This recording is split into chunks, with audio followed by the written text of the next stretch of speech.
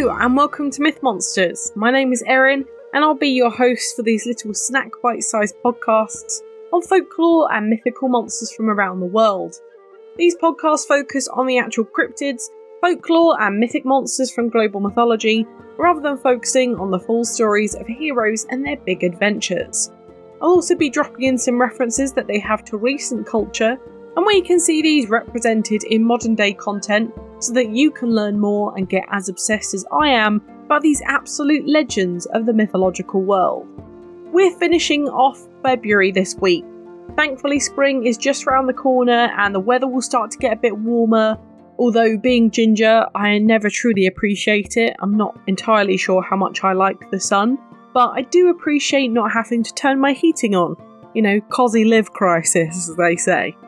It's the perfect time to start walking your dogs in the mornings again though. But what about ghostly dogs? Yes, this week we are heading back over to Japan and we're looking at the dog spirit, the Inugami. It's a much lesser known yokai or demon in Japanese.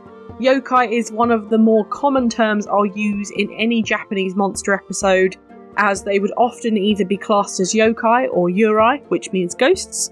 I did go into them more as a thing in my Yorogomo episode from way back when if you are interested in this definition. If not, please carry on.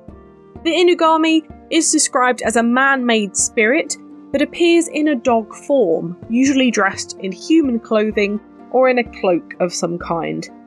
They are not a specific type of dog. Usually it will be considered a Japanese dog, of course, so you'd have your Shiba Inus, that kind of dog, but they aren't specific to a type of breed. However, they can also appear as inanimate objects, humans or other animals from time to time. They are common within the region of West Japan, stretching to Okinawa Island in the middle of the Philippine Sea, but only where foxes cannot be found, and I'll talk about why more later. If you've listened to the Kitsune episode, you're going to know what I'm talking about, but I'll get into it more later. There are two separate types of Inugami, and the most common is sadly the most horrific. This type of Inugami is more seen as a type of familiar, which are created through a type of ritual called Kitsune, which has been banned since the Heian era over 1,000 years ago.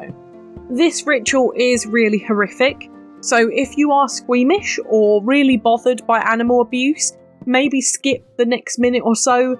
Don't sacrifice your mental health or anything like that to listen to how a monster is created. You don't need to know it. I'll indicate when it's over. I won't be offended, don't worry. Kitsune is performed by a sorcerer and is usually where a faithful family dog is starved to death by its owners, or horrendously starving it with food just out of reach and then burying it up to its neck before decapitating it. The head is then buried beneath a crossroads and its trapped soul becomes an onryo, or a vengeful spirit. It is then calmed by the food that it had left and becomes loyal to its master again in death. You know, the one that just paid for its murder. Another method is to get dogs to fight to the death, and the winner is given a fish, but before the fish is eaten, the dog will be decapitated in its kind of excitement. Once they've done this, they would mummify the head and bones and keep them in a special place, keeping the spirit bound to the person who stores them faithfully. Right, the gory and horrible bit is over. It is truly a horrible practice, I must say. I am glad it's banned. The Inugami would then be faithful and serve their masters and bring good fortune to the family they serve. They are also sometimes known to be able to curse enemies with illness or bring wealth to allies of the family. So that's why people did it. There's no desire for ghost dogs, it's pure greed. There are families to this day in Japan called Inugami Mochi families, which are very much frowned upon, but they're also feared as they have these powers because of these tortured dog spirits, and they are usually very well off. Although they couldn't tell people about the Inugami in the first place because of the stigma and the illegality of the practice in the first place, so they keep them secrets around the house. The Inugami could turn on the family though if it was mistreated, and would cause havoc around the household or even maul the owner to death. So at least there's that if they want to get revenge, I suppose. But if they were kept well, minus the torture to get them there of course, they would be passed down within families through generations, and there could be as many Inugamis in a household for every person. Of course, there is this focal class point here too. They were usually these very rich families, and as I said, some are still around today. And although the practice is banned and it's very much looked down upon, these families are still feared for having these potentially cursing dogs around. So it's an interesting idea. The other type of Inugami is a lot better, but much rarer, and it's actually a natural Inugami. There are a few legends behind this one, such as it emerging from a painting to scare off attacking boars, or to calm curses and fight their fox counterpart, the Kitsune, which is why I said that the Inugami will only be in regions without foxes, as they are their natural replacement and competitor, and it is said that they have fierce rivalries between them both. And of course, if you look at just English history, I suppose, foxes were naturally hunted by dogs. It makes sense. In terms of powers, both types have the same powers, but the most terrifying is the possession of weak and emotionally unstable people. Their spirit would enter through the ears of the person and would settle in their internal organs, causing chest pain, intense hunger, jealousy, and the occasional bout of barking.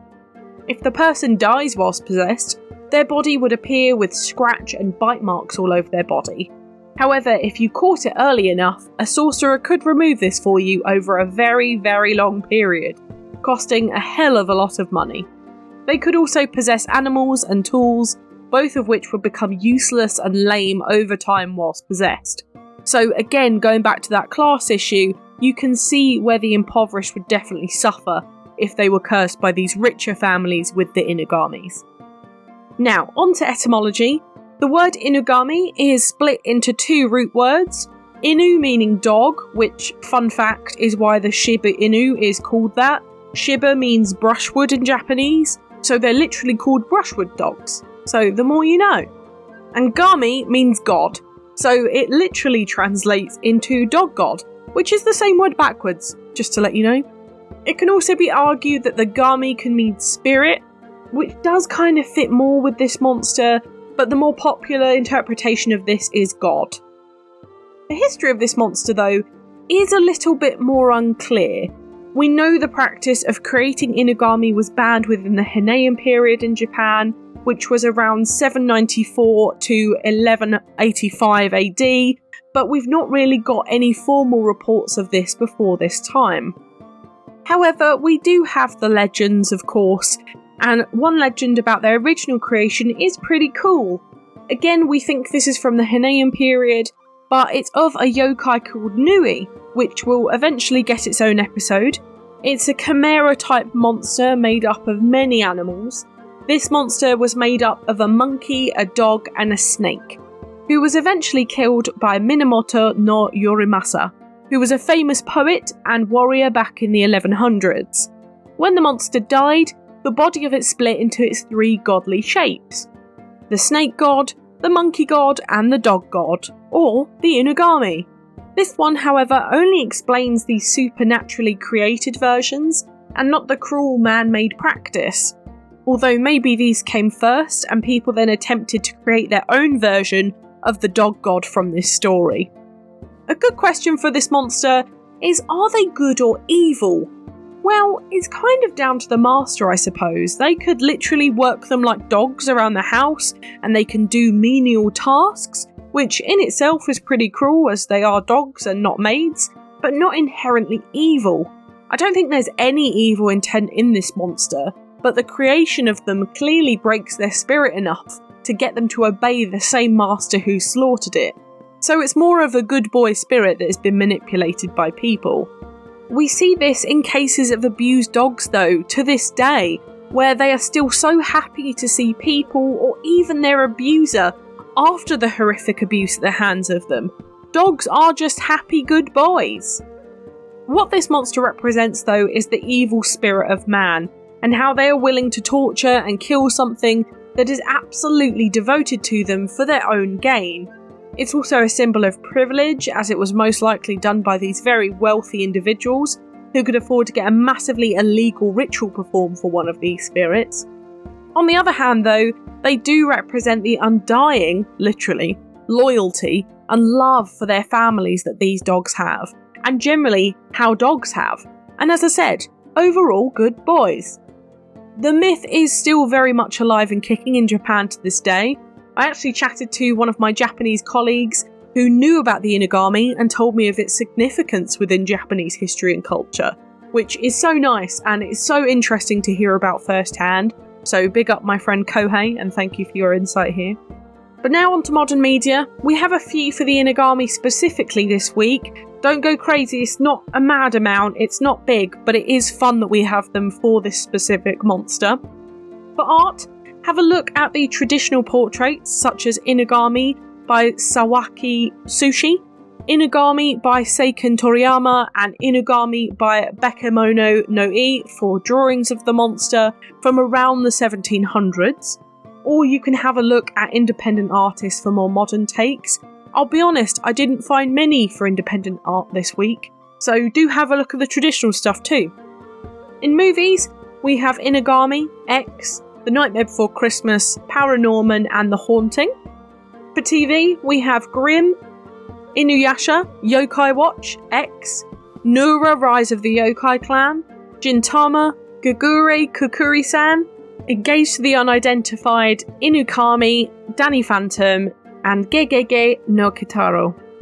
In video games, we have ones such as Shin Megami Tensei, X Unmei no Sentaku, X Card of Fate, Luigi's Mansion, Warcraft, World of Warcraft, and Pokemon.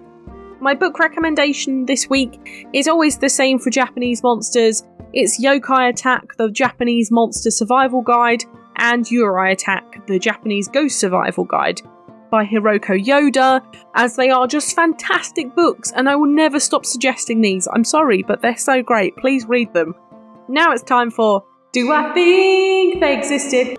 I'll be honest, I'm going to say I don't know for this one, because it seems really secretive and underground, which isn't something I've experienced on the podcast before, honestly. Although it is something widely talked about and known about in Japan, it is a secretive practice hidden within the elite and wealthy, which I don't put past the upper class, if I'm completely honest. Sorry if you're upper class and listening to this. I'm not a fan, I'll be honest. And if you've been listening for a while, you'll know that I'm usually sceptical to say a full yes or no to spirit types. And this is no exception to that rule. And because it's still practiced, it's clearly a big enough myth that people still believe in it, and the gains from these poor dead doggies. It's an incredibly sad myth, actually, and I honestly hope the people who do practice this get eaten by their poor tortured ghost doggies. Because go you, ghost doggies. But what do you think? Did the Inugami serve the west side of Japan? Let me know on Twitter, I would love to know what you think about this one. What a horribly sad and interesting monster this week. I really love covering yokai and yurei, and this one is no exception. I find them so interesting, and I'm so glad there's so much interest in them from others as well. They are just so cool. I have so many more to cover, so I hope you're ready for all of those coming up. Next week, though, we are not going anywhere in particular, more a few specific religions instead. So look out for these half snake, half people next Thursday with the amazing Naga from Hindu and Buddhist folklore. It's a really cool one. I'm really excited for you to hear this one. Just a bit of a heads up too, I'll be having my annual 2-week March break from the 9th to the 30th of March for my birthday. So I've got 2 weeks of episodes left and then I'll be off for a little while. But I will end with a bang and we're going to do a St. Paddy's special. So please look forward to that. For now though, thank you so much for listening. It's been an absolute pleasure. If you enjoyed this podcast, please give it a rating on the service you are listening on. I've got the Twitter for any questions or suggestions on what monsters to cover next, and I'd really love to hear from you. The social media handles for TikTok, YouTube and Instagram are Myth Monsters Podcast, and the Twitter is Myth Monsters Pod. All of our content can always be found at mythmonsters.co.uk, and you can find us on Good Pods, Buy Me a Coffee and Patreon if you want to help me fund the podcast too. We actually made it to the top of the Good Pods mythology chart this week, So I'm absolutely chuffed. Thank you so much. Super appreciate it, and let's keep it there. Come join the fun. Share this with your pals. They might love me as much as you do. But for now, stay spooky. And I'll see you later, babes.